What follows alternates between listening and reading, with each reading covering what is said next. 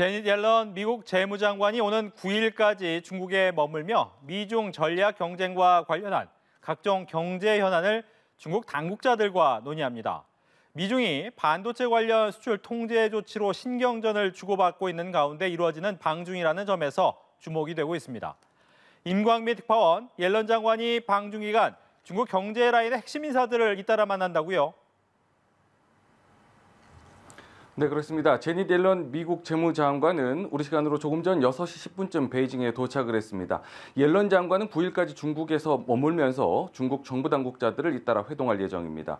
허리펑 중국 부총리와 류쿤 재정부장과의 회동이 예상이 되고요. 중국 경제 최고 책임자인 리창 총리와의 회동 가능성도 거론이 되고 있습니다. 옐런 장관이 미국 경제 실질적 사령탑으로 불릴 정도의 위상을 가진 만큼 미중 양국 간 다양한 경제 현안들을 포괄적으로 논의할 것으로 예상됩니다. 반도체 등 첨단 기술을 둘러싼 수출 규제 조치는 최대 현안이 될 전망입니다. 중국은 옐런 장관의 방중 직전 반도체 원료인 갈륨과 게르마늄 등 핵심 광물에 대한 수출 제한 조치를 발표했는데요. 중국을 겨냥한 미국의 반도체 장비 수출 통제에 맞선 조치로 보입니다.